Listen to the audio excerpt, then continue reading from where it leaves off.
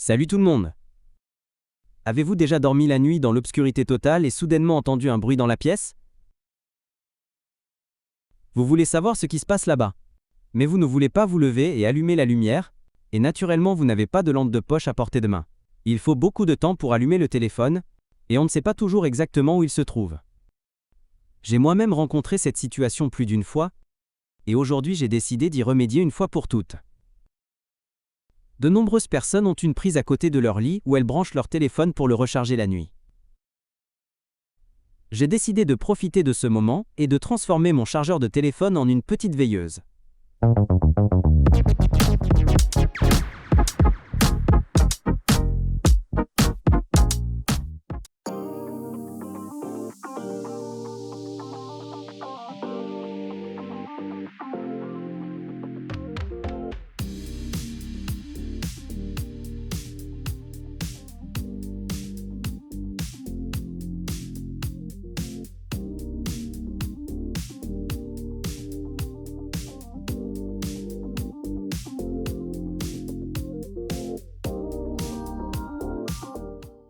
Le diagramme ressemble à ceci. Seulement 3 diodes.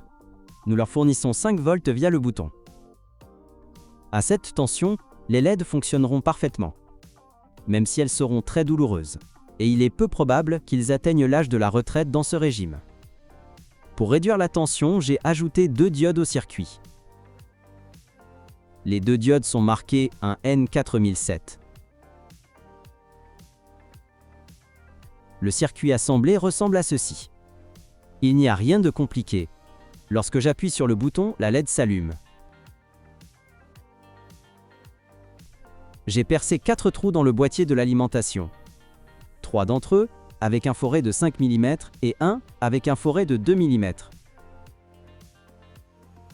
Puis, il prit le petit bouton. Il est sans verrouillage et dispose de 4 bornes. Bien qu'il ait 4 pattes, il n'a en réalité que 2 contacts. Le haut et le bas à gauche sont un contact, et les 2 à droite sont un autre contact. Lorsque le bouton est enfoncé, les contacts se ferment.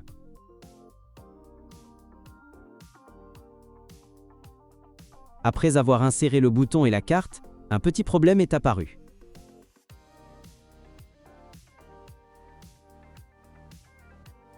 Le tableau ne voulait pas revenir à sa place d'origine. Quand j'ai sorti le tableau, tout est devenu clair. Cette diode est responsable de tout. Sur la photo, il est dans le trou de gauche, exactement là où le bouton devrait être.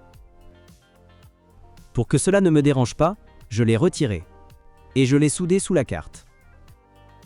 Ici, cela n'interférera avec rien et le bouton prendra sa place.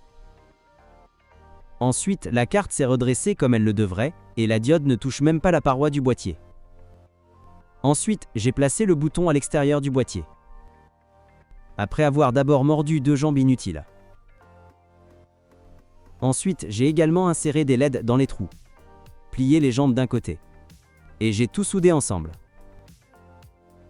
Ainsi, une telle conception a été obtenue, et il n'était pas nécessaire de se soucier de la soudure à l'intérieur du boîtier. Ensuite, j'ai tout inséré dans le boîtier. Avant cela, j'ai soudé 2 fils. Le jaune est plus et le bleu est moins. Les LED sont parfaitement maintenus dans les trous. Et j'ai réparé le bouton avec de la super-glue. La colle chaude ne peut pas être utilisée ici, car une grande quantité de chaleur est générée dans le boîtier de l'alimentation pendant le fonctionnement. J'ai collé 2 couches de ruban électrique sur les pieds des LED. Et j'ai collé une dizaine de couches sur le bouton, après avoir fait un petit oreiller. Le pad sera placé entre le condensateur et le bouton. Et pendant le fonctionnement, le condensateur le supportera par le bas. J'ai soudé les diodes un N4007 au plus et le fil jaune venant du bouton vers elle. J'ai soudé le fil bleu au négatif.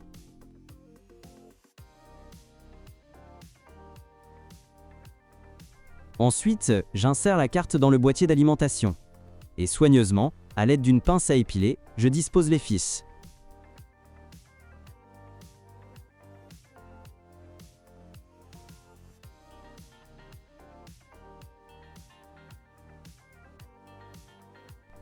J'ai mis le deuxième toit, et c'est tout! L'alimentation est prête! Il ne reste plus qu'à le tester. Nous insérons le bloc d'alimentation dans la prise. Nous appuyons sur le bouton.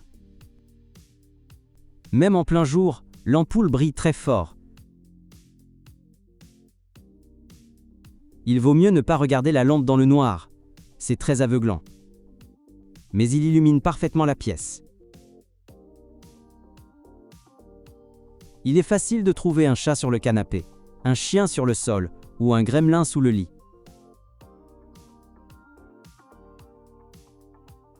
Voici une simple veilleuse fabriquée à partir d'un chargeur de téléphone ordinaire. Je suis sûr qu'il y aura des gens qui le trouveront très utile. Si vous avez aimé la vidéo, aimez-la. Abonnez-vous à ma chaîne. Merci d'écrire vos suggestions pour améliorer cet appareil. Et au revoir à tous.